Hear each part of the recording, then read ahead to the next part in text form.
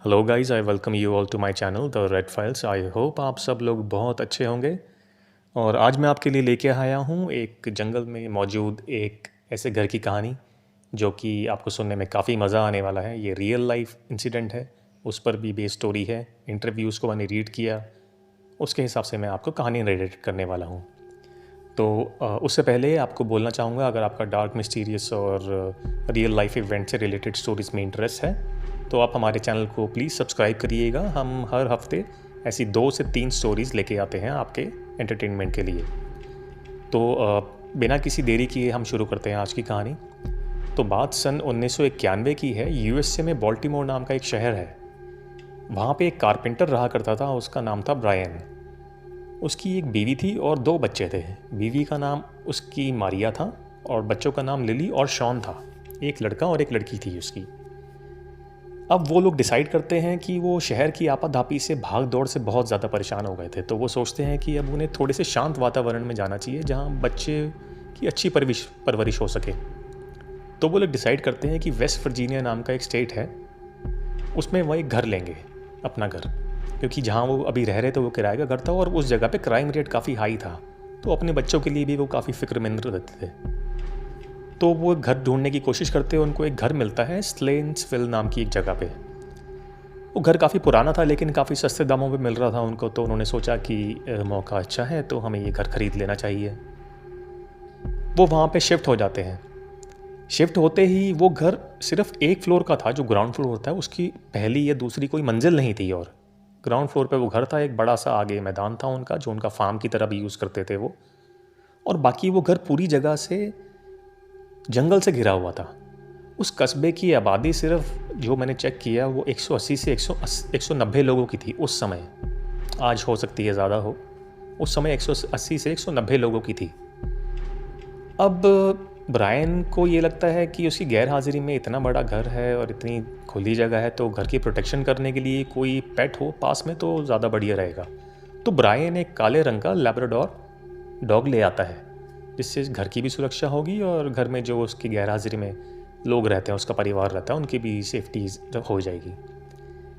अब कई महीने उनके ऐसे ही निकल जाते हैं बिना किसी परेशानी की। बट ये समय ज़्यादा देर तक नहीं रहने वाला था, क्योंकि आगे जो उनके साथ होने वाला था वो काफ़ी डरावना था।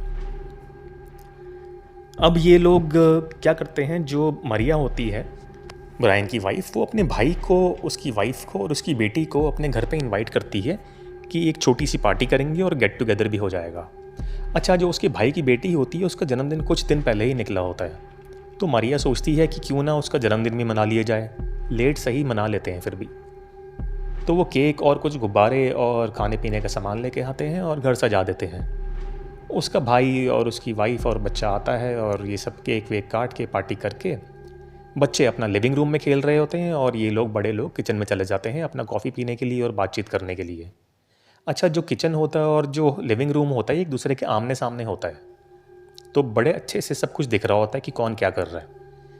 ये बात करते करते देखते हैं जो गुब्बारे गैस वाले जो भरे होते हैं, जो छत की तरफ जाके चिपक गए थे, सारे बड़े लोग देखते हैं कि एक गुब्बारा अचानक अपने आप नीचे आया और कमरे के बिल्कुल बीचों बीच आके रुक गया। ये लोग तब तक आपस में कोई बात नहीं करते, ये उसको ऑब्जर्व कर रहे होते हैं कि ये हो क्या रहा है एक्चुअली। तो ये देखते हैं वो गुब्बारा अचानक से, जो उसके भाई की बेटी होती जिसका जन्मदिन मनाया होता, उसकी तरफ वो गुब्बारा आराम से खिसकता खिसकता उसके पास चले जाता है। अभी तक जो लड़की जिसका नाम जॉर्डन होता है, उसने उस गुब्बारे को नोटिस नहीं करा होता। जैसे ही वो गुब्बारे को नोटिस करती है, वो ऊपर की तरफ देखती है और किसी को थैंक यू बोलती है, जैसे कि कोई गुब्बारे को पकड़ के खड़ा हो। ये लोग देख के हैरान हो जाते हैं कि लड़की किससे बात कर रही है। उससे भी ज़्यादा हैरानी की बात इसके बाद होती है, जब वो लड़की उस गुब्बारे को पकड़ने के लिए अपना हाथ आगे बढ़ाती है, तो वो गुब्बारा अचानक ही अपने आप दोबारा वापस छत की तरफ चले जाता है, जैसे जिस किसी चीज़ ने भी उसको पकड़ा हो उसने उसको छोड़ दिया हो। अब ये बात देख के जितने भी बड़े लोग होते हैं वो थोड़ा परेशान हो जाते हैं। वो उस बच्ची के पास जाते हैं। वो बच्ची मुश्किल से 2 या 3 साल की रही होगी, उसको ज़्यादा बोलना तो नहीं आता था, लेकिन फिर भी ये उससे पूछते हैं कि तुम बात किससे कर रही थी। तो वो बच्ची कमरे के एक खाली पड़े कोने की तरफ इशारा करती है, बोलती है वहाँ पे जो आदमी खड़ा है मैं उससे बात कर रही थी और उसका चेहरा जला हुआ है। तो ये सुन के काफ़ी परेशान हो जाते हैं सारे घर वाले, लेकिन वो सोचते हैं शायद ये बच्चे की इमेजिनेशन है, ये सोच रही है, ऐसा छोटे बच्चे अक्सर ऐसा करते हैं। तो उसके बाद वो सब बात को भूल जाते हैं और जो उसका भाई जो घर पे आया होता है वो अपने घर चले जाता है वापस। अब यहाँ पे ब्रायन, उसकी वाइफ और उनके 2 बच्चे होते हैं। तो किचन में खड़े होकर ब्रायन और मारिया आपस में बात कर रहे होते हैं कि बड़ी अजीब सी चीज़ हुई है, ये हमें समझ में नहीं आया। लेकिन वो भी इस बात को दरकिनार करके अपनी लाइफ में आगे जीना शुरू करते हैं। अब कुछ दिन बाद ब्रायन के साथ एक्चुअली उसको रोज़ बाल्टीमोर जाना होता है और वापस वेस्ट वर्जीनिया वापस आना होता है, जिसमें उसको काफ़ी ज़्यादा समय लग रहा था आने जाने में। 5 से 6 घंटे उसका जाने आने का टाइम ही चले जाता था। उसके बाद वो डिसाइड करता है कि वो मंडे टू फ्राइडे अपनी माँ के साथ बाल्टीमोर सिटी में रहेगा जहाँ पे उसका काम है, और सैटरडे संडे वो वापस आ जाया करेगा अपने बच्चों के पास, बीवी के पास। इस बात पे रजामंदी हो जाती है। अच्छा, जाने से पहले वो अपनी बेटी लिली को बोलता है, क्या तुम जो घर के आसपास जो जंगल है वहाँ थोड़ा मेरे साथ टहलना पसंद करोगी, ताकि हम देख लेते हैं आसपास घर में क्या है यहाँ पे। तो वो जैसे ही जंगल में थोड़ा सा अंदर गए होते हैं, वहाँ पे उनको एक वैन दिखती है जो पूरी तरीके से जली हुई होती है। सिर्फ उसका ढांचा बचा होता है और कुछ नहीं होता उसके अंदर। तो थोड़ा सा आगे बढ़ते हैं तो देखते हैं कि वैन का दरवाज़ा खुला हुआ है, उसके अंदर एक गद्दा है जो कि पूरी तरीके से जल गया है, सिर्फ उसके अंदर के स्प्रिंग बचे हैं। जैसा कि आपने देखा होगा स्प्रिंग वाले गद्दे होते हैं। उसके साथ वहाँ पे कुछ खिलौने थे बच्चों के जो अधजले पड़े हुए थे। तो उसको ब्रायन को एक बात बड़ी अटपटी लगी कि जंगल में जहाँ पे चलने का भी मुश्किल से रास्ता इनको मिला है, वहाँ पे गाड़ी अंदर कैसे आ गई एक, क्योंकि वहाँ पे कोई सड़क नहीं थी। तो ब्रायन को बड़ा अजीब फील होता है क्योंकि उसके साथ एक छोटी बच्ची भी थी। तो वो अपनी बेटी को लेके फटाफट वहाँ से निकल के अपने घर वापस जाता है। वहाँ वो मारिया को ये सब चीज़ें बताता है कि वहाँ उसे ऐसी गाड़ी दिखी जिसके बारे में ना तो प्रॉपर्टी बेचने वाले ने कुछ बताया, ना जब उन्होंने पहले देखा था तो उनको ये गाड़ी दिखी यहाँ पे जली हुई पड़ी हुई। तो उसकी वाइफ कहती है हो सकता है यहाँ के कुछ लोकल लोगों ने ऐसा कुछ करा हो, पुरानी गाड़ी हो उसमें आग लगा दी हो, जैसे कई लोग कर देते हैं जिनको काम नहीं होता, तो शायद ऐसा कुछ हो। अच्छा, ब्रायन फिर अगले दिन शहर चले जाता है अपने काम के सिलसिले में, और वो उसने सोमवार से शुक्रवार तक वहीं रहना होता है। अच्छा, उसके बाद मारिया जो होती है वो घर के काम में बिज़ी हो जाती है, लेकिन उसकी बेटी जो लिली होती है वो उदास हो रही होती है और अपनी माँ को बोलती है कि जो हमारे आंगन में जो वैन खड़ी हुई है, आरवी खड़ी हुई है, अगर आप लोगों में से कुछ लोगों को पता नहीं कि आरवी क्या होती है, तो आरवी एक बड़ी वैन होती है जिसमें किचन होता है, बाथरूम होता है और बेड लगा होता है। तो वो बिल्कुल एक छोटा सा घर होता है और उसको आप अपनी गाड़ी के पीछे खींच के ले जा सकते हैं कहीं पे भी। तो वो कहती है कि मुझे उस वैन में एक रात को रुकना है, मुझे कैंपिंग करनी है। तो उसकी माँ उसको मना करती है, लेकिन फिर वो सोचती है कि बच्ची बोर हो रही होगी और यहाँ पे बच्चे भी नहीं हैं आसपास कोई खेलने वाले, तो इसको जाने देना चाहिए। बट वो 3 शर्तें रखती है अपनी बेटी के सामने कि या जब तुम अंदर जाओगी तो तुम दरवाज़ा अंदर से लॉक करोगी, पूरी रात तुम दरवाज़ा खोल के बिल्कुल भी वहाँ से बाहर नहीं निकलोगी जब तक सुबह नहीं हो जाती। और तीसरी शर्त ये, जो वो कुत्ता था जो वो लाए थे जिसका नाम कुकी था, वो भी तुम्हारे साथ अंदर ही रहेगी वैन में तुम्हारी प्रोटेक्शन के लिए। लिली ये चीज़ बड़ी अच्छे से मान जाती है क्योंकि उसको लगा कि मुझे बड़ी एक्साइटिंग चीज़ करने को मिलेगी। छोटा बच्चा था, सिर्फ 5-6 साल का। तो उसकी माँ रात को उसको लिली को अंदर छोड़ आती है, साथ में कुकी को भी छोड़ आती है अंदर। उसके साथ एक लैंप देती है, थोड़ी किताबें देती है और थोड़ा खाने का सामान। अब उसको सुला के उसकी माँ वापस अपने घर के अंदर आ जाती है। लिली और कुकी वैन में ही होते हैं। लिली थोड़ी देर किताब पढ़ती है, कुछ खाती है, उसके बाद वो लैंप ऑफ करके सो जाती है। थोड़ी देर के बाद ही जब रात हो जाती है तो देर रात करीबन 12:45-1 बजे वो उठती है और वो देखती है कि जैसे जो कुत्ता है, जो कुकी है, वो वैन का जो दरवाज़ा है उसकी तरफ देख रही है और हल्का हल्का घुर्रा रही है, जैसे उसको पता लग रहा हो कि दरवाजे के बाहर कोई है। ये देख के लिली को लगता है कि हो सकता है कि शायद उसकी माँ उसको चेक करने आई हो कि लिली ठीक है कि नहीं ठीक है। तो वो दरवाजे में जो शीशा लगा होता है उससे बाहर वो थोड़ा देखने की कोशिश करती है, तो उसे ऐसा लगता है जैसे कोई दरवाजे के सामने से निकल के गया। बट उसकी माँ होती तो दरवाज़ा खटखटाती। फिर उसे लगता है कि शायद उसकी माँ उसको देख रही होगी बाहर से ही, बिना जगाने के लिए, कि लिली जागे ना और वो बाहर से ही चेक करके चली जाए। और जब दोबारा उसे कुछ नहीं दिखता तो वो दरवाज़ा खोलती है और दरवाज़ा खोल के अपना सर बाहर निकाल के देखती है तो कोई दिखता नहीं उसे। फिर वो अपने घर की तरफ देखती है, लेकिन घर की सारी लाइट्स ऑफ थी और उसे लगता है कि शायद ही कोई जागा होगा घर में और कोई बाहर नहीं आया।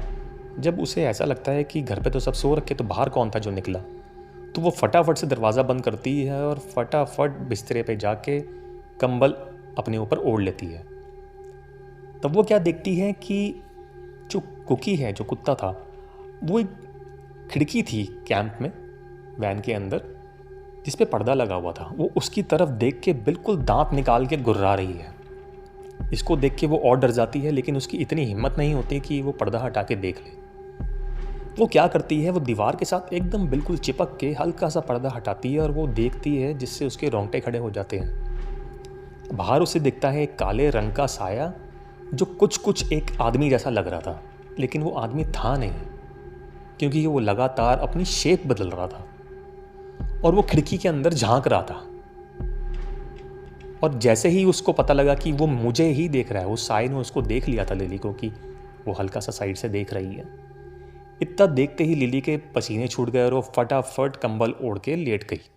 वो डर के मारे इतना कांप रही थी कि उसको समझ में नहीं आ रहा था कि वो चीखे तो चीखे कैसे, अपनी माँ को बुलाए तो बुलाए कैसे। जो कुकी थी वो उसके ऊपर, कंबल के ऊपर कूद गई और ऐसे खड़ी हो गई जैसे उसको प्रोटेक्ट कर रही हो। अब वो थी तो छोटी बच्ची ही, वो लेटी लेटी अंदर छुपी छुपी वो रात को सो गई। अच्छा, इसके साथ ही ऐसा नहीं है कि घर के अंदर कुछ नहीं हो रहा था। घर के अंदर लिली की माँ मारिया और उसका छोटा भाई शॉन थे। दोनों अपने अपने कमरों में सो रखे थे। वैसे जो शॉन था वो ऐसा बच्चा था जिसको रात को एक बार सुला दो तो उसको रात को दोबारा उठने की या उसको चेक करने की ज़रूरत नहीं पड़ती थी। वो पूरे रात आराम से सोता था बिना किसी को परेशान करे। लेकिन उस रात शॉन अपनी माँ को जगाने के लिए आ गया और डरा हुआ था। वो कहता, मैं सो नहीं पा रहा। वो लिली से छोटा था एक्चुअली, तो उसकी माँ उसको जाके सुला देती है एक बारी तो। लेकिन ऐसा जब 4 से 5 बारी हो जाता है तो मारिया परेशान हो जाती है और वो शॉन को बोलती है कि आखिर मामला क्या है, तुम इतने डरे क्यों हो, क्या हो गया। तो शॉन बताता है कि मेरे कमरे की खिड़की के अंदर एक राक्षस है। तो उसके कमरे में चेक करने जाती है मारिया, खिड़की में देखती है। खिड़की में जैसे झांकती है तो बाहर उसे कुछ नहीं दिखता, सिर्फ काले घने जंगल दिख रहे होते और कुछ भी नहीं होता उसके अलावा। तो मारिया को लगता है कि शायद शॉन को कोई भूल चूक हुई होगी, शायद उसने कोई जानवर या देख लिया होगा, जैसे कोई हिरन आ गया होगा खिड़की के पास। तो वो उसको कहती है कि ऐसा कुछ नहीं है, शायद तुमने कोई जानवर देखा होगा, तुम वापस सो जाओ। वो उसको सुला के अपने कमरे में वापस चले जाती है। उसी रात को जब वो सो जाती है तो उसको एक सपना आता है कि वो अपने बेड पे लेटी पड़ी है और उसके बेड के पास उसके पाँव की साइड पे एक छोटा बच्चा है। वो बच्चा उसको इशारा कर रहा है अपने पीछे आने का। लिली सपने में उस बच्चे के पीछे पीछे चल देती है। वो बच्चा घर से बाहर निकल जाता है।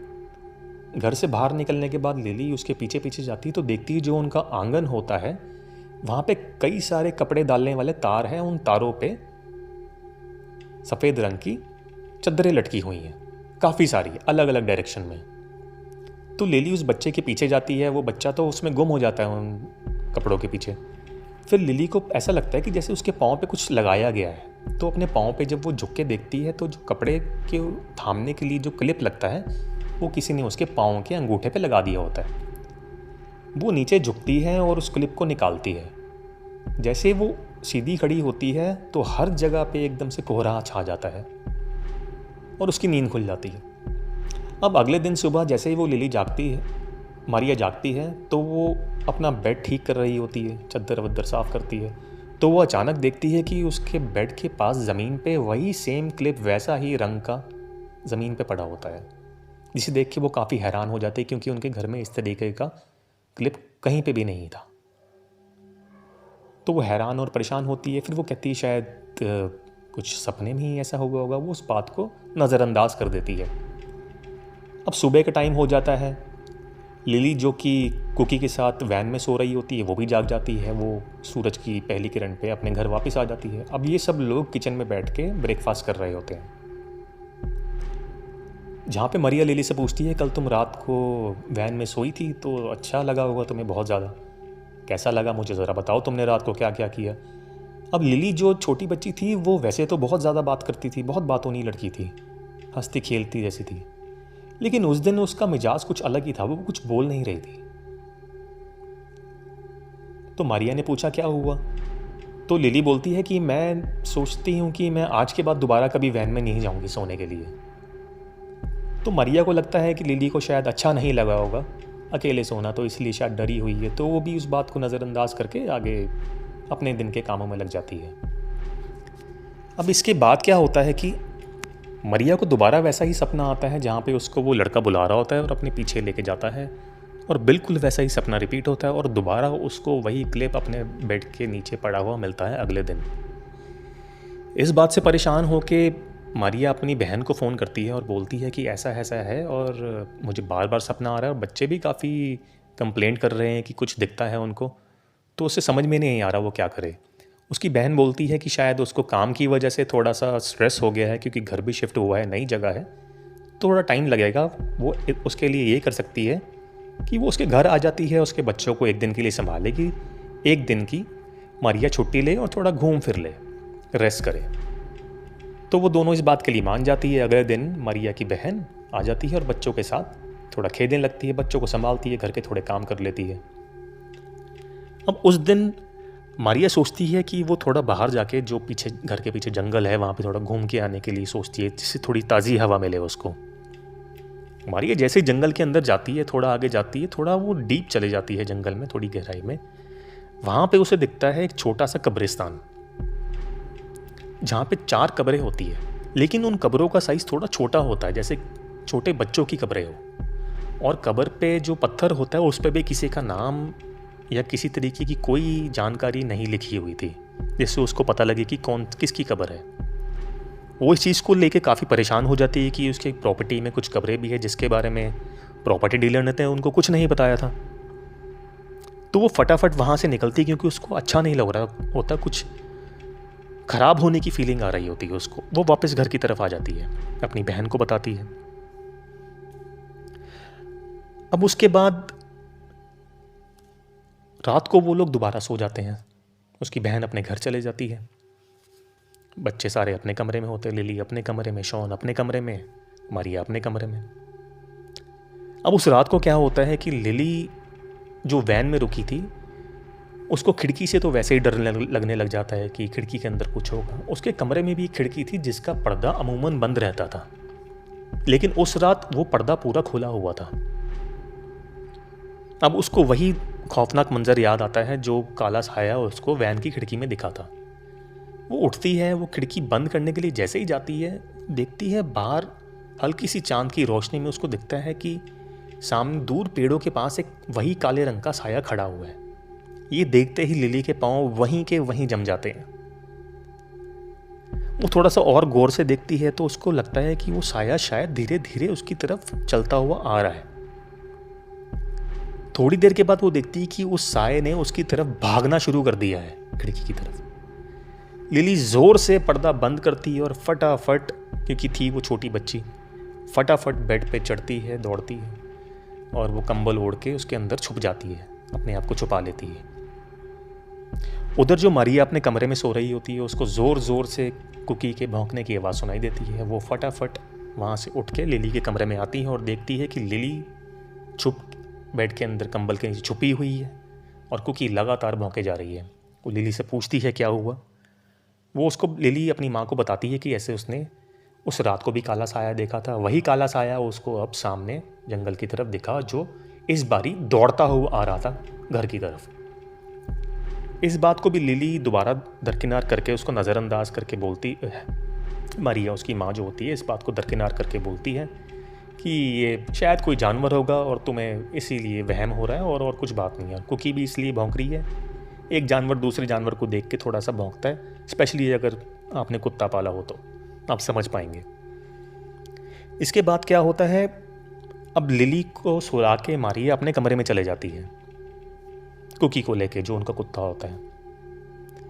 जैसे ही वो लेटती है करवट लेके, तो थोड़ी देर के बाद उसको अपने सर पे किसी के थपथपाने जैसे महसूस होता है, जैसे कोई उंगलियों से उसको थपथपा रहा हो और उसको बुला रहा हो।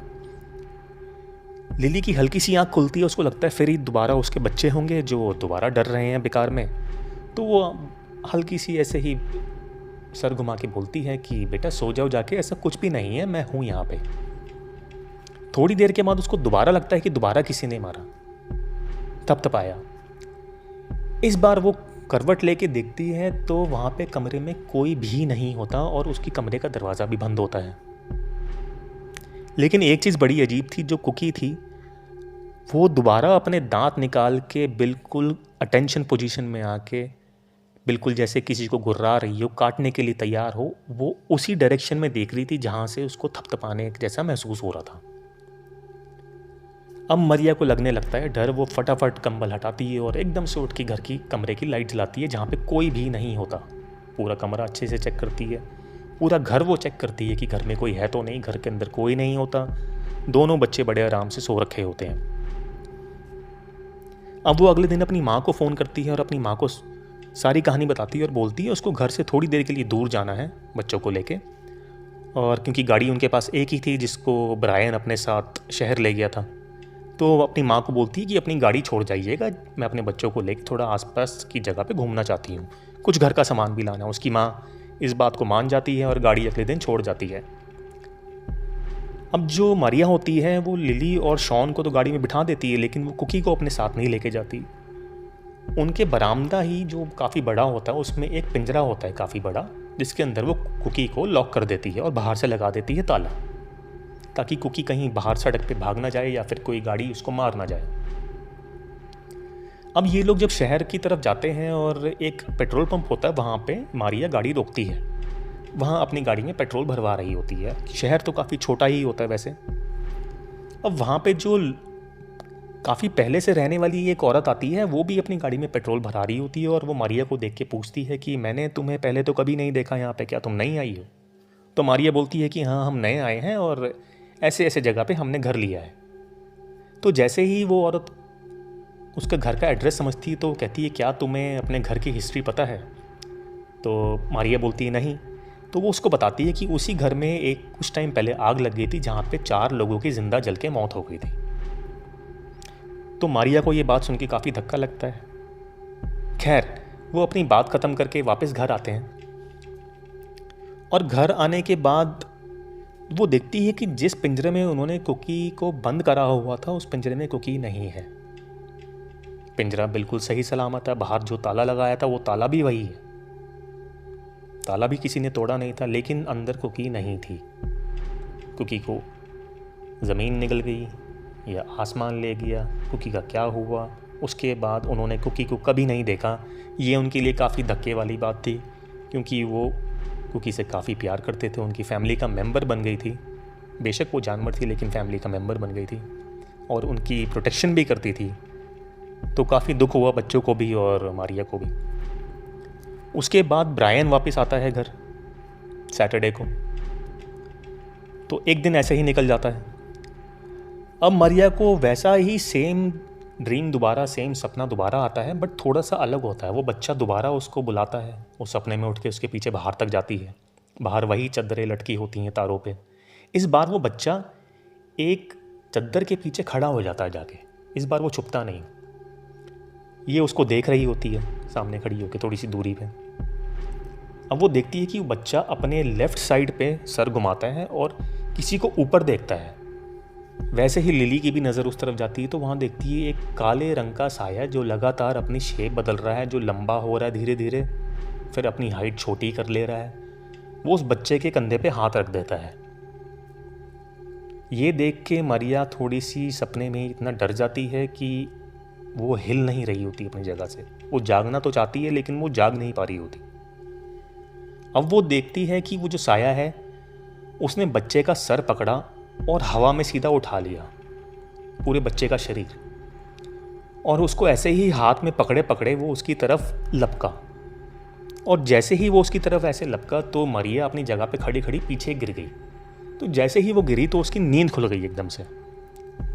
जैसे ही उसकी नींद खुली, उनका जो बेटा था शॉन, जो दूसरे कमरे में सो रखा था, वो उसकी ज़ोर ज़ोर से चीखने की आवाज़ उनको सुनाई दी। ये दोनों फटाफट अपने बिस्तरे से आव देखा ना ताव ये भाग के वहाँ गए। तो ये देखते हैं कि जो शॉन का जो हाथ है वो हवा में अपने आप किसी ने इस तरीके से मोड़ा हुआ है जिस तरीके से कोई आम बच्चा अपने हाथ को नहीं मोड़ सकता। इन्होंने काफ़ी कोशिश करी लेकिन इनको ऐसा लगा जैसे उसका हाथ किसी ने, अदृश्य शक्ति ने पकड़ा हुआ और ये छुड़ा नहीं पा रहे थे उससे। तो बड़ी मशक्क़त के बाद इन्होंने हाथ छुड़ाया। ये उसको हॉस्पिटल लेके गए जहाँ पता लगा उसके हाथ की हड्डी को 2 टुकड़ों में तोड़ दिया है किसी चीज़ ने। तो उसका जो छोटा मोटा जो भी ऑपरेशन होना था इन्होंने ऑपरेशन करवाया और ये लोग अपने घर आने लग गए वापस। अच्छा, अब 2 दिन तक तो शॉन हॉस्पिटल में रहा, छोटा बच्चा। अब ब्रायन को वापस जाना था नौकरी के लिए वापस शहर, तो ब्रायन चले गया शहर। अब बात है सोमवार की, जब ये ब्रायन शॉन को वापस हॉस्पिटल से लेने के लिए डिस्चार्ज करवा के मारिया लिली को लेकर हॉस्पिटल गई। हॉस्पिटल से इन्होंने शॉन को डिस्चार्ज कराया, ये रास्ते में अपने घर की तरफ आ ही रहे थे, तभी इनकी गाड़ी रास्ते में ख़राब हो गई। अब ये गाड़ी सड़क पे खड़ी है और सड़क के किनारे खड़े हैं, वहाँ पे वेट कर रहे थे कि कोई आएगा इनको लिफ्ट देगा। अचानक एक गाड़ी आती है, रुकती है और इनसे पूछती है कि आपको मदद की ज़रूरत है। ये है जाहिर सी बात है, इन्होंने हाँ बोला। और वो एक बूढ़ी औरत थी उस गाड़ी के अंदर। उन्होंने पूछा कि रास्ता कहाँ है तुम्हारे घर का। मारिया ने उनको रास्ता बताना शुरू किया कि हमारा घर यहाँ, दाएँ जाना है, बाएँ जाना है। ऐसे बताते बताते उस औरत ने पूछा कि तुम्हारा घर ऐसा है, तो मारिया ने हाँ बोला। तो उस बूढ़ी औरत ने मारिया को बोला, क्या तुम्हें अपने घर की हिस्ट्री पता है? उसने कहा नहीं, कि यही है कि वहाँ पे कुछ लोग जल के मर गए थे। वो कहती नहीं, जल के तो पहले मरे थे, उसके बाद क्या तुम्हें पता है, तुम्हें बताया किसी ने? उसने मारिया ने ना बोला। तो उस बूढ़ी औरत ने बोला कि इस जगह पे तुम्हारे से पहले जो ओनर था इस घर का, वो एक बड़ा अजीब सा आदमी था जो अकेला रहता था और उसने कई बच्चों को मारा था। वो बच्चों के साथ पहले गलत काम करता था और उनको फिर मार देता था और बच्चों की बॉडी कभी नहीं मिलती थी। शायद उसने उन बच्चों को वहीं दफना दिया होगा जहाँ पे मारिया ने पीछे जंगल में वो कब्रें देखी थी छोटी छोटी। ये मेरी थ्योरी है, बट कुछ और भी हो सकता है। अब उसके बाद वो औरत, बूढ़ी औरत बोलती है कि जो लोकल लोग थे उनको उसके आदमी के खिलाफ कोई सबूत तो नहीं मिला था, लेकिन जो बच्चे गायब हुए थे वो आखिरी बार उस आदमी के घर के पास ही देखे गए थे। तो इस बात से परेशान होकर उन लोगों ने क्या किया, उस आदमी को बोला कि हमारे साथ शिकार पे चलो। तो वो मान गया। उसके बाद वो आदमी कहीं दिखाई नहीं दिया। शायद जिन लोग के साथ वो शिकार पे गया था उन्हीं लोगों ने उसको इस शक के अंदर मार दिया था कि यही आदमी है जो बच्चों के साथ गलत काम करता है और उनको गायब कर देता है। अब उस औरत ने बताया कि कुछ लोगों ने ऐसी अफवाह भी उड़ा रखी है कि शायद उन शिकारियों ने उस आदमी को जंगल में अपने साथ लेके जाके अंदर ही जिंदा जला दिया था। शायद ये वही गाड़ी हो जो ब्रायन और लिली को सैर करते वक्त दिखी थी, जो जली हुई थी। इसमें जला हुआ गद्दा और कुछ खिलौने थे। ये सुनते ही मारिया का हो गया दिमाग ख़राब। उसको इतनी नेगेटिव फीलिंग आने लगी। उसने कहा अब हम इस घर में एक सेकंड के लिए नहीं रुकेंगे। उसने ब्रायन को फ़ोन करके तुरंत वहाँ से वापस बुलाया शहर से। उसको बोला ये घर हमें अभी के अभी छोड़ना है। उन्होंने जितना सामान हो सकता था फटाफट लिया और वहाँ से निकले, ऐसा मारिया ने इंटरव्यू में बताया अपने। उसके बाद वो उस घर में कभी नहीं गए, सिर्फ 1 या 2 बार ही गए जो उनका बचा हुआ सामान था वहाँ से निकालने के लिए। तो दोस्तों, ये थी आज की कहानी। आशा करता हूँ आपको पसंद आई होगी। आपका फीडबैक बहुत ज़्यादा इंपॉर्टेंट है। आप प्लीज़ कमेंट करिए, शेयर करिए, लाइक करिए और मुझे बताइए आपको किस तरीके की कहानियाँ पसंद है, ताकि मैं आपके लिए उसी तरीके की कहानियाँ लाऊं। तब तक के लिए अलविदा।